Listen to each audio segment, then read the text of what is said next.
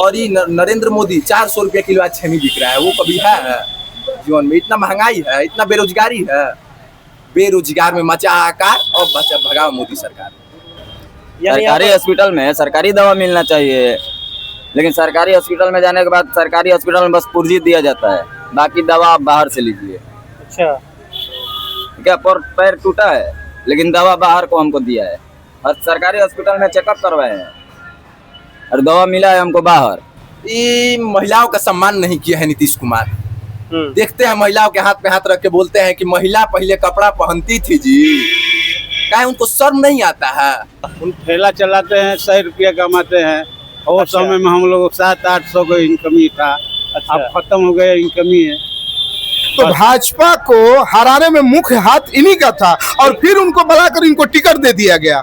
यहाँ के लोकल प्रत्याशी को टिकट नहीं मिल रहा है। नहीं, धीरे धीरे ना बच्चा बढ़ता है। सुरक्षा जब धीरे धीरे शुरू होती है बढ़ने के लिए आगे, तो धीरे उसमें कुछ सुधार आया, इसमें सुधार आया। एक साथ सबको बैठने के लिए मौका दिए ना लालू जी। पहले क्या कर रहता था कि कोई खटिया पे दूसरे बैठने नहीं देता था।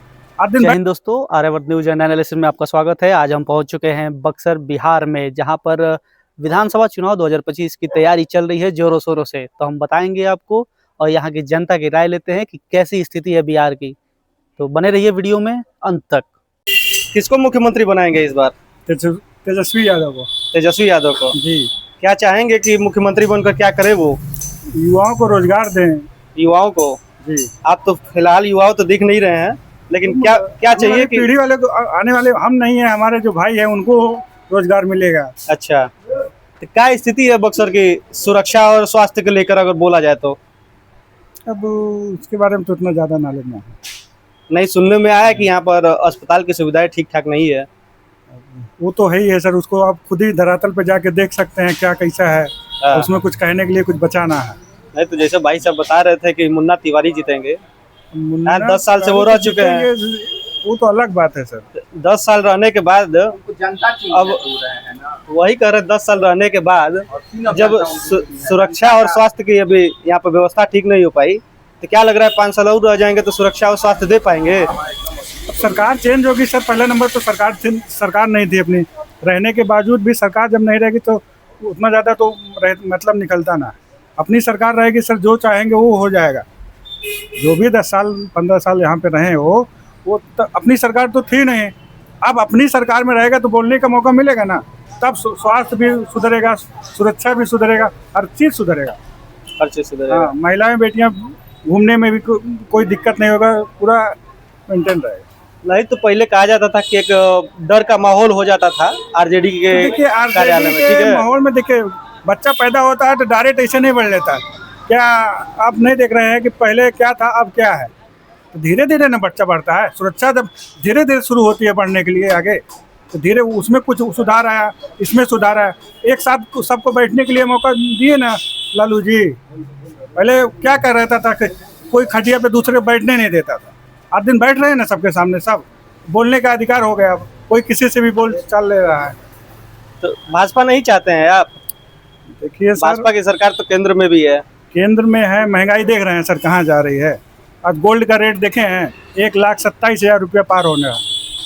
अगर 10 ग्राम गोल्ड, एक आम आदमी कितना पैसा कमाता है बताइए? 35,000 40,000 कमाएगा, प्लस खर्चा उसमें जोड़ेंगे 35,000 खर्चा निकलेगा, बचेगा 10,000।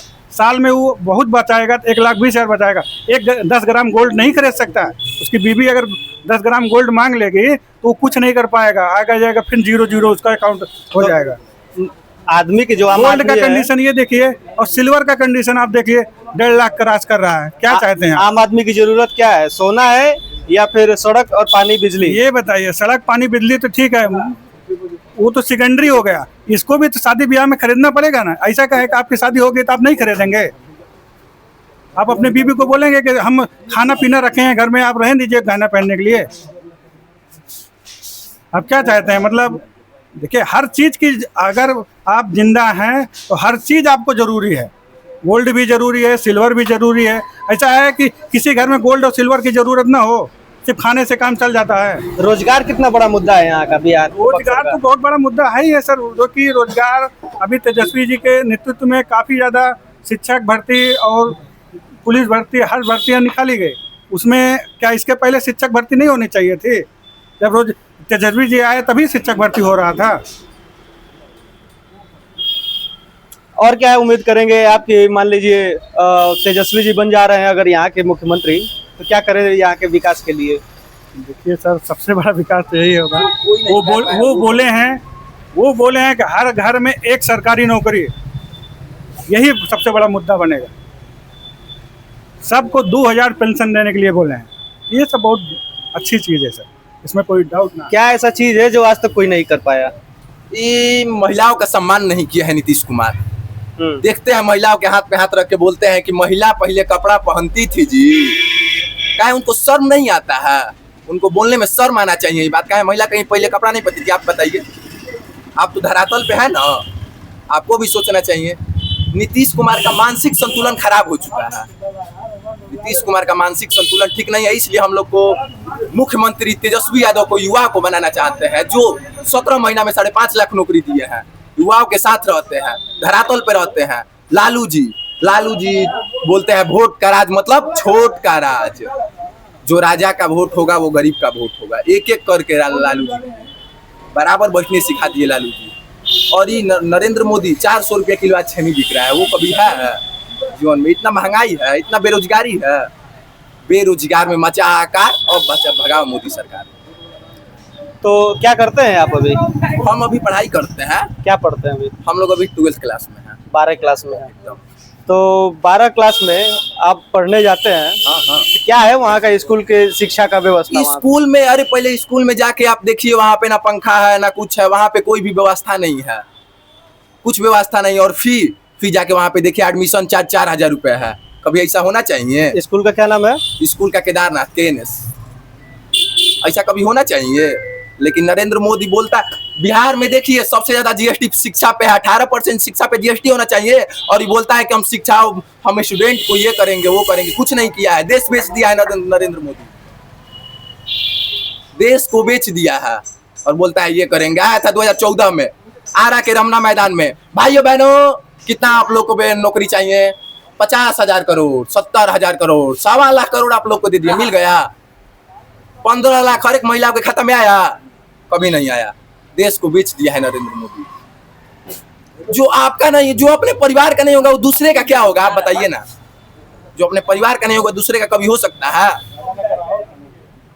महिलाओं को तो बताया जा रहा है 10,000 रुपये मिल रहा है। अरे वो महिलाओं से ले लेगा, वो क्या देने वाला है? महिलाओं से तुरंत लेंगे। बोल रहे हैं कि उसके बाद आप लोग व्यवसाय कीजिएगा, फिर हम आपसे ले लेंगे। पता चलेगा, लीजिए आप, उसके बाद पता चलेगा। 5 किलो राशन पे 5 किलो राशन क्या है महाराज?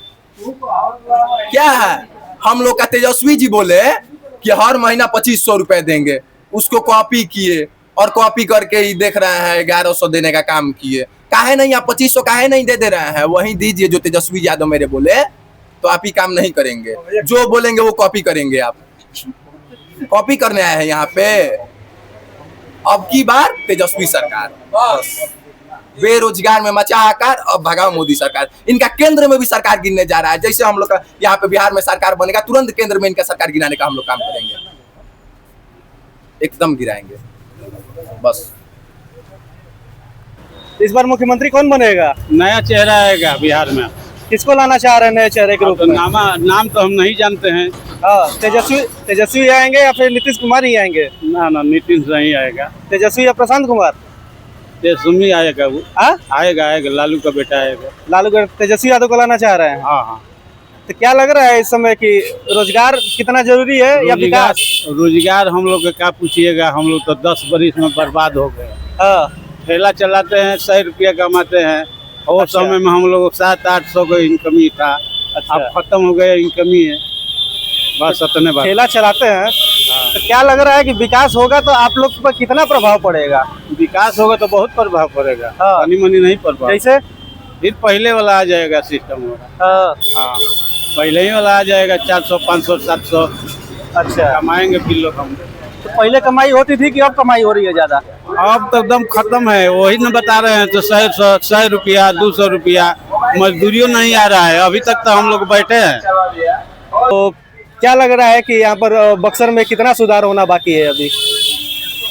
बक्सर में सुधार होना तो बहुत कुछ, जैसे कि अभी एनडीए में दारू बंद है, फिर भी दारू बिक रहा है। ये सब सुधार होना चाहिए। या तो दारू पूरा चालू हो जाना चाहिए, ना तो पूरा बंद ही हो जाना चाहिए। कहाँ दारू बिक रहा है? दारू अभी यहाँ खोजिएगा, यहाँ मिल जाएगा दारू। अच्छा, हाँ, जहाँ खोजिएगा। क्या प्रशासन कुछ नहीं बोलती है? नहीं, प्रशासन वही सही बात बोल रहे हैं भाई। क्या प्रशासन में घुसखोरी है? हाँ, होता है तो यहाँ पे होता है, हर जगह होता है। अच्छा। जब पीने वाले को पकड़ा जाता है, बेचने वाले को नहीं पकड़ा जाता है, बहुत कम। जहाँ पे ज्यादा मतलब माल धराया होगा वहाँ पे पकड़ा जाएगा, नहीं तो यहाँ पे खुद खलासी मोहल्ला में चारों तरफ मिलता रहता है। अच्छा, चारों तरफ दारू मिलता है। कहाँ दारू नहीं मिलता? यहाँ पे मिल जाएगा, उधर मिल जाएगा, चाहे जिधर जाइए तहाँ दारू मिल जाएगा। तो किसको जिताना चाहेंगे आप? जो बढ़िया हो, मतलब यहाँ पे जो अच्छा काम करे। हाँ, जेडीयू, आरजेडी नहीं या ऐसा जनसुराज? नहीं। मतलब जन सुराज मतलब अच्छा है एक तरफ जनसुराज से देखे अच्छा तो। है। हाँ, सबके लिए ना वो करना चाहते हैं बस। किस लिए अच्छा है? क्योंकि उन्होंने बोल दिया है कि हमको जिताइएगा तो हम दारू लाएंगे बिहार में। ये कहाँ बोले हैं? ये तो हम नहीं देखे हैं कि दारू लाएंगे बोले हैं। हाँ, मत लाइए दारू या तो बंद कर दीजिए, नहीं तो साफा चालू करवा दीजिए। इधर रोड मतलब इधर से नीतीश कुमार गुजरे तो रोड बन गया, इधर से भी गुजरा दीजिए कभी। इधर किला के तरफ रोड खराब है, जिधर जिधर रोड खराब है रोड बनवा दीजिए। हर जगह सुविधा रहना चाहिए ना। अच्छा। और शिक्षा और स्वास्थ्य कितना जरूरी है? हॉस्पिटल की क्या सुविधा है यहाँ पे? हॉस्पिटल में तो वही होता है, 10 बजे जाने पर इधर वाला आदमी बोलता है उधर टिकट कटवाइए, उधर वाला आदमी बोलता है ऑनलाइन करवाइए। ये सब समझे में नहीं। दवा के लिए बाहर दवा लीजिए, तो हॉस्पिटल बना क्यों है सरकारी? हमको मालूम नहीं चलता है। यानी सरकारी हॉस्पिटल में सरकारी दवा मिलना चाहिए, लेकिन सरकारी हॉस्पिटल में जाने के बाद सरकारी हॉस्पिटल में बस पुर्जी दिया जाता है, बाकी दवा आप बाहर से लीजिए। अच्छा, क्या पैर टूटा है लेकिन दवा बाहर को हमको दिया है। और सरकारी हॉस्पिटल में चेकअप करवाए हैं और दवा मिला है हमको बाहर। ऐसा होता है। कौन से अस्पताल में चले गए थे? सदर अस्पताल यहाँ पे जो है सरकारी? हाँ, सरकारी सदर अस्पताल। खाली नाम का सरकारी है, सरकारी नहीं है। काम नहीं होता है वहाँ पे? बड़ी अच्छा से काम नहीं होता है। वहाँ पे जाएंगे तब आपको खुद मालूम चल जाएगा। एक बार वहाँ पे भी जाकर देख लीजिए। सरकारी हॉस्पिटल में जाकर देख लीजिए। सरकारी स्कूल में लिखा रहता है जो मेनू में वो खाना नहीं मिलता है। अच्छा, किसी भी सरकारी स्कूल में चले जाइए तो किस लिए सरकारी नाम रखा है? सरकारी का मतलब क्या होता है? मतलब कि हर चीज फ्री होता है ना। वो चीज होना चाहिए सब बच्चों के लिए। यानी इस बार जनसुराज को लाना चाह रहे हैं आप? और देखिए, जो अच्छा काम करे, मतलब अच्छा, मतलब जैसे कि अब ये नहीं कि दारू बंद होने के बाद भी दारू मिल रहा है। पीने वाला को ज्यादातर पकड़ा जाता है यहाँ पे। कभी भी देखिएगा तो पीने वाला पकड़ा जाए। और बिना बैरिकेड का थोड़ा नहीं सब चेकिंग वोकिंग होता है। जब यहाँ पे काम रहता है, जब यहाँ पे दशहरा आएगा, कोई मेला आएगा, तो यहाँ पे प्रशासन दिखेगा। लेकिन ये चीज ज्योति चौक पे, अंबेडकर चौक पे, हर चौक पे 4 पुलिस होना चाहिए ना। हर जगह पे चेकिंग करिए तो रोज करिए, नहीं तो मत कीजिए।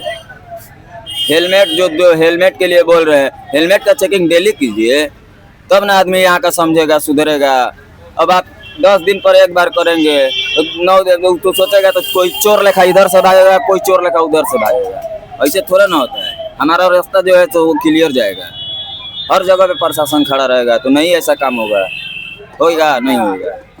तो वही बात हम बोलना चाहेंगे कि मतलब सरकार जो है वो प्रशासन को ऐसा रखिए कि मतलब हर चौक पे, हर मोड़ पे 4 प्रशासन हो और सबको समझाते रहे। अब ये नहीं कि 200-500 रुपया जाओ आगे भागो, ऐसा वाला काम नहीं। पुल पे चले जाइए, 1000 रुपया देंगे आप दारू पास। सब कुछ होता है यहाँ पे। ऐसे थोड़ा ना घूसखोरी किया जाता है। अच्छा से काम कीजिए, हमारा बस यही कहना है। आपका शुभ नाम? मेरा नाम पड़ेगा अनवर अली उर्फ सिड्डू। जी, तो आप निर्दलीय लड़ रहे हैं बक्सर हाँ। से विधानसभा चुनाव 2025 में? जी, निर्दलीय लड़ रहा है। तो क्या लगता है आपको कि मतलब कितना विकास दे पाएंगे आप बक्सर के लिए? देखिए, ये हम अभी ये सोच कर चले हैं तो जो 10 बरिस पहले का शासन था और 10 बरिस कोई और चलाया, 20 बरिस के शासन में अभी तक बक्सर का विकास कुछ नहीं हुआ। जी, तो किस प्रकार का विकास आप करना चाहेंगे? चूंकि देख रहे हैं शिक्षा भी उतनी ही चरमरा गई है बक्सर की। सबसे पहला प्राथमिकता मेरा रहेगा जी। तो शिक्षा, बेरोजगार और पलायन, और सबसे महत्वपूर्ण बात यह है कि आपका बक्सर अथल नहीं है यहाँ पर, इसको मांग करेंगे हम। चूंकि बक्सर जो है विश्वामित्र की धरती भी रही धरती है, है। ठीक है, और यहाँ पर राम भगवान वहाँ से आए हैं अयोध्या से यहाँ पर शिक्षा दीक्षा लेने के लिए। हम तो चाहेंगे, उसके बावजूद भी यहाँ पर शिक्षा बड़ी मुद्दा चल रहा है यहाँ पर। हाँ चल रहा है। तो ये सरकार की नाकामी है, जो सत्ता में है, पहले यहाँ के विधायक थे या संसद थे, तो इन लोग को भी चाहिए था तो इस चीज पे कम से कम आवाज अपना उठाए सदन में जाकर, लेकिन इस पे किसी ने आवाज नहीं उठाया। और हम तो यही चाहेंगे, तो अगर हम यहाँ के विधायक बनते हैं, अगर जनता हमको मौका देती है, तो पहला काम, सबसे 5वां काम मेरा रहेगा ये, तो यहाँ पर राम जी का यहाँ पर आराम से यहाँ पर मंदिर बनाया जाए, रामलीला मैदान। रामलीला मैदान। अच्छा है। और जो युवा है यहाँ पर, क्या युवाओं का संदेश आप देना चाहेंगे? हम अपने सारे युवाओं को संदेश यही देना चाहेंगे, तो आप लोग इधर उधर किसी के बहकावे में मत आइए, और सभी पार्टियों को देख लिए 20 बरस, एक बार निर्दलीय उम्मीदवार अपने भाई सिद्धू को एक बार सेवा करने का मौका दें, और उसके बाद हम यहीं के रहने वाले हैं। हम पहले भी वार्ड पार्षद, मेरी मम्मी थी, इंतकाल कर गई, उसके बाद हम अपने उपचुनाव में अपनी बहन को लड़ाया, फिर हमने जीत हासिल किया, और उस गली से निकल कर कचर के यहाँ का समस्या, हमारे गांव का समस्या हो, तो ये सिर्फ वार्ड पार्षद देखता है, ना कि विधायक और सांसद आकर देखते हैं। इसी वजह से हमने नामांकन किया। तो हम अपने पूरे वार्ड में या कोई भी, अभी तक यहाँ का जितना भी कार्य हुआ बक्सर का, ये विधायक और संसद ने नहीं किया। अभी तक टोटल काम मेरे नगर पालिका और माननीय हमारे चेयरमैन के द्वारा कराया गया। आप उठाकर देख लीजिए बक्सर में। क्या नाम है चेयरमैन का? हमारे बड़े भाई हैं वो, निमतुल्ला फरीदी जी, कमरू निशा चेयरमैन है, उनके प्रतिनिधि है निमतुल्ला फरीदी जी। अच्छा। तो क्या लग रहा है कि आपको कितनी चुनौतियों का सामना करना पड़ेगा जो वर्तमान में सरकार है यहाँ के नीतीश कुमार की, और आने वाले और नए जो कैंडिडेट यहाँ से लड़ रहे हैं, भाजपा से जो टिकट मिला है यहाँ पर, आनंद मिश्रा जी की बात कर ले, मुन्ना तिवारी जी कांग्रेस के, कितनी चुनौतियों का सामना करना पड़ेगा? पहला चुनौती है तो जो 10 वर्ष में कार्य नहीं हुआ है। दूसरा ये है तो जो आनंद मिश्रा यहाँ पर आए हुए हैं, ये बाहरी के लोग यहाँ पर पसंद नहीं करते हैं। यहाँ पर लोकल प्रत्याशी चाहिए जो एनी टाइम एनी हाउ यहाँ पर मिल सके, कोई काम कर सके। जब बात कर रहे हैं आनंद मिश्रा जी की, तो वो भी इससे पहले निर्दलीय लड़ रहे थे। हाँ लड़े थे। सबसे बड़ी बात तो ये है, तो निर्दलीय लड़ रहे थे, अभी इससे पहले चुनाव लड़े, और सबसे अब क्या हम बताएं, तो भाजपा को हराने में मुख्य हाथ इन्हीं का था, और फिर उनको बुलाकर इनको टिकट दे दिया गया। यहाँ के लोकल प्रत्याशी को टिकट नहीं मिल रहा है। नहीं, तो कहने का मतलब ये है कि जब इनको भाजपा से टिकट मिल गया, ये भाजपा में चले गए, तो क्या लगता है आपको भी अगर अगली बार चुनाव में भाजपा या कांग्रेस की तरफ से सीट मिलेगा तो चले जाएंगे आप भी? नहीं, अभी हम इसके बारे में नहीं कहना चाहेंगे, लेकिन हम अभी निर्दलीय चुनाव लड़ा, अगर जीत कर आते हैं तो अब ये मेरा पहला काम रहेगा, तो हम सदन में जाकर अपनी जो समस्या है विधानसभा की, हमारी बक्सर की, हम उस पर आवाज उठाएंगे और कार्य करेंगे।